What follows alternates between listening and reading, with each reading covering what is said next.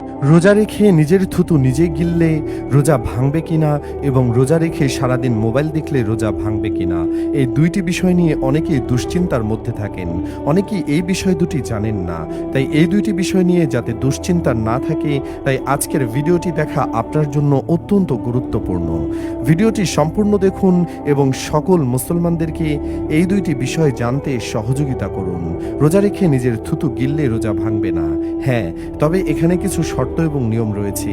এটি একটি স্বাভাবিক প্রক্রিয়া এবং রোজা থাকা অবস্থায় থুতু গিলে ফেলা জায়েজ।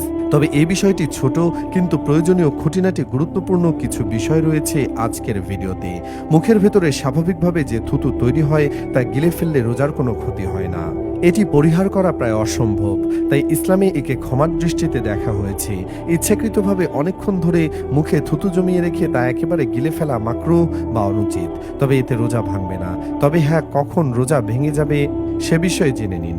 যদি থুতুর সাথে বাইরের কোনো কিছু যেমন খাবার কণা, পান বা চিনির স্বাদ মিশে থাকে এবং তা ইচ্ছাকৃতভাবে গিলে ফেলা হয়, তবে রোজা ভেঙে যাবে।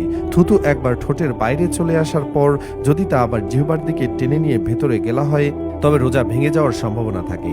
থুতুর সাথে যদি মাড়ি থেকে রক্ত বের হয় এবং রক্তের পরিমাণ থুতুর সমান বা বেশি হয়ে যায়, তবে তা গিললে রোজা ভেঙে যাবে। নিজের মুখের স্বাভাবিক থুতু স্বাভাবিক নিয়মে গিলে ফেললে আপনার রোজা একদম ঠিক থাকবে। এটা নিয়ে দুশ্চিন্তা করার প্রয়োজন নেই। প্রিয় দর্শক, মুসলিম হিসেবে ভিডিওটি অবশ্যই শেয়ার করতে ভুলবেন না। 2 নম্বরে, রোজা রেখে সারাদিন মোবাইল দেখলে রোজা ভাঙবে না।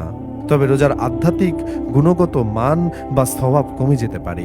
বিষয়টি একটু বিস্তারিত বুঝিয়ে বলছি। যেমন, শুধু মোবাইল বা স্ক্রিন দেখার কারণে রোজা নষ্ট হয় না। রোজা ভাঙার প্রধান কারণগুলো হলো স্বেচ্ছায় পানাহার করা বা শারীরিক মিলন করা।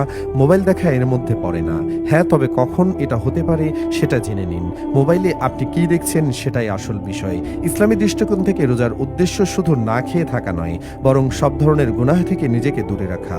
যদি মোবাইলে অশ্লীল ছবি বা ভিডিও দেখা হয়, তবে তা রোজার পবিত্রতা নষ্ট করে। এতে রোজা না ভাঙলেও রোজার যে মূল উদ্দেশ্য বা তাকওয়া অর্জন তা ব্যাহত হয় এবং সওয়াব মারাত্মকভাবে কমে যায়। মিথ্যা ও গীবত। সোশ্যাল মিডিয়ায় কারো নামে গীবত, পরনিন্দা করা, মিথ্যা খবর ছড়ানো বা ঝগড়া করা রোজার সওয়াব কমিয়ে দেয়। এরপর রয়েছে সময়ের অপচয়। রোজা হলো ইবাদতের মাস।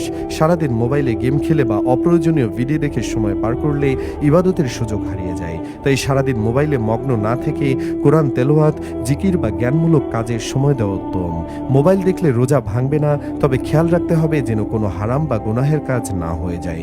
সে বিষয়ে আমাদের বিশেষভাবে সতর্ক থাকতে হবে। আল্লাহ সবাইকে সঠিক বুঝ দান করুন। আমিন।